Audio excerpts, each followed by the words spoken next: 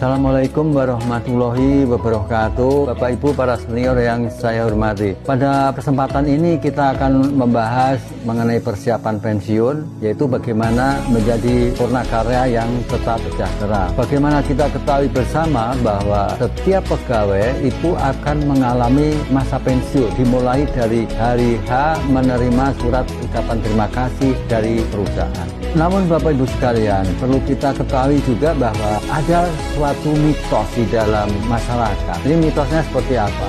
Misalnya seperti ini, ketika pensiun itu kehilangan aktivitas yang bermanfaat, mudah dekat dengan penyakit, kemudian memasuki keadaan yang membosankan, kemudian lemah pikiran dan juga jasmani. Namun apakah mitos ini tetap menjadi mitos atau menjadi kenyataan? Bapak Ibu sekalian, itu semuanya tergantung dari Bapak Ibu sekalian. Karena apa? Karena memang di dalam kenyataannya itu para pensiunan ada hidupnya tetap sejahtera, namun ada juga yang kurang sejahtera, bahkan tidak sejahtera.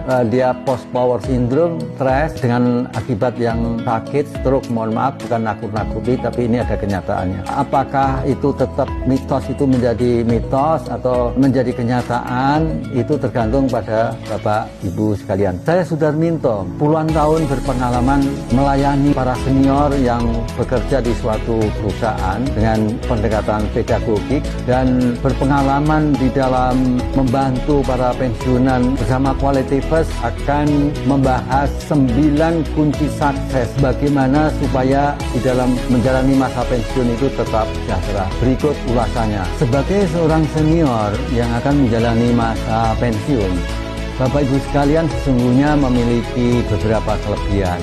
Seperti Bapak Ibu sekalian telah mempunyai aset, apakah itu fixed aset dan atau liquid aset. Bapak Ibu sekalian terbiasa menghandle atau berurusan dengan orang-orang banyak. Bapak Ibu sekalian itu punya networking, Bapak Ibu sekalian itu punya pengalaman dan lain-lain. Namun di sisi yang lain, suatu kenyataan yang telah masuk di dalam alam bawah sadar Bapak Ibu sekalian, misalnya terbiasa berangkat pagi, pulang petang, bahkan malam. Waktu digunakan di tempat kerja lebih banyak dibandingkan dengan yang digunakan dengan keluarga dan masyarakat sekitar.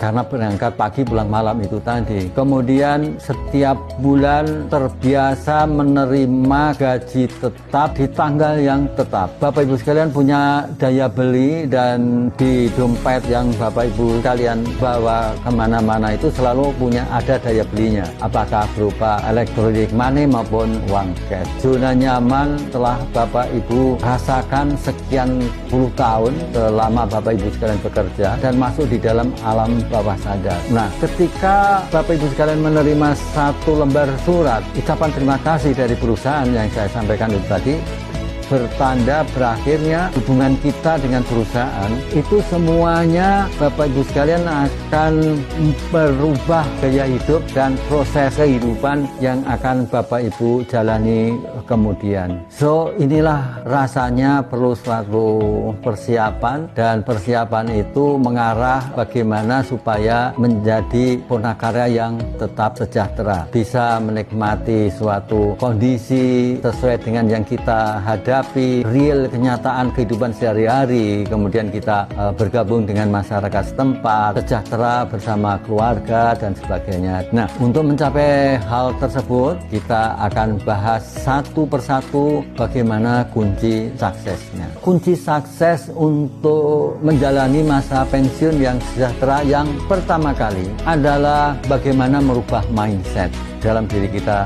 Maksudnya merubah mindset itu seperti apa? Seperti begini, ini contoh kejadian nyata. Ada seorang pensiunan yang membuka usaha perorangan sebagai distributor di ruko karena dia punya ruko. Nah, ketika proses bisnisnya sudah mulai, di dalam perjalanannya pembeli ada datang 1, 2, tambah makin hari tambah banyak. Namun secara rata-rata setelah dihitung pendapatan per perharinya itu jauh dibandingkan dengan pendapatan ketika masih bekerja. Semisal pendapatan bekerja 1 bulan 15 juta, berarti 1 hari 500.000. Ketika membuka usaha, 1 hari untuk dapatkan uang 70.000, 50.000 kadang-kadang susah. Nah, yang bersangkutan mengeluh terus, waduh saya usaha kok seperti ini. Dia akan memutus, saya tutup atau saya teruskan. Nah, kejadian seperti ini menunjukkan bahwa yang bersangkutan belum siap atau belum berhasil merubah mindsetnya sebagai seorang entrepreneur. Dan juga entrepreneur itu adalah seseorang yang gigih dan dia selalu berprinsip result atau hasil itu nomor 2. Yang penting prosesnya kita berjuang bagaimana dikenal oleh orang banyak, dan orang banyak tadi setelah kenal itu tertarik dengan produk kita, kemudian bagaimana kita melayani mereka sehingga bisa datang kembali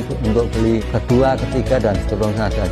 Dan ujung-ujungnya baru memikir tentang pendapat. Itu kejadian pertama. Kejadian yang kedua, ada seorang Purnakarya menjalani masa pensiunnya itu menganggap orang lain itu bawahannya. Ya, padahal ketika hidup di dalam masyarakat, nggak ada yang namanya atasan, nggak ada yang namanya bawahan. Kita equal, itu kita sama. Kalau belum berhasil merubah mindsetnya, itu pasti dalam menjalani proses kehidupan sehariannya tidak akan bahagia. So, merubah mindset itu suatu hal yang menjadi syarat utama bagaimana menjadi Purnakarya yang sejahtera.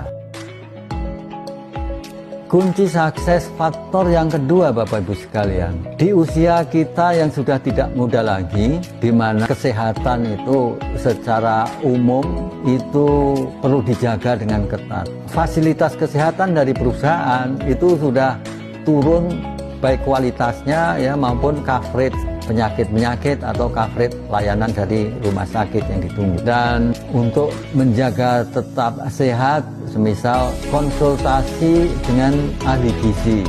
Ahli gizi beda dengan dokter. Ahli gizi bisa memberikan rekomendasi atau advice kepada kita kebutuhan-kebutuhan gizi apa sesuai dengan kondisi badan kita. Setiap masing-masing kebutuhannya berbeda-beda kondisi gizinya. Tetaplah sehat di usia yang semakin senior untuk tetap menjadi Purnakarya yang sejahtera di masa pensiun adalah kesehatan. Kunci sukses faktor yang ketiga, Bapak Ibu sekalian, itu pada saat pensiun Bapak Ibu sekalian perlu mengambil peran. Karena sebagaimana kita ketahui bahwa pada saat kita bekerja, kita memiliki peran masing-masing di tempat kerja. Ya, sesuai dengan jabatan dan fungsi di perusahaan di mana kita bekerja. Mengambil peran ketika masa pensiun itu ada banyak pilihan. Salah satunya, tapi ini basic sekali, itu peran sebagai ternak teri, Bapak Ibu sekalian. Jadi ternak teri itu maksudnya peran mengantar anak dan mengantar istri. Ini sekali lagi ini basic sekali. Kemudian yang kedua, Bapak Ibu sekalian bisa mengambil peran sebagai seorang investor misalnya. Karena bagaimana kita ketahui Bapak Ibu sekalian telah memiliki banyak aset, baik liquid maupun fixed aset. Dan investor seperti kita bisa membeli surat-surat berharga seperti ori, suku, kemudian sun atau surat utang negara, atau logam mulia seperti emas dan sebagainya. Ibu bapak sekalian juga bisa mengambil peran sebagai seorang entrepreneur, membuka usaha sendiri, apakah itu franchise, apakah itu swakelola, ya, yang bisa menimbulkan pride dan tentunya bisa menciptakan income generating, artinya bisa menghasilkan.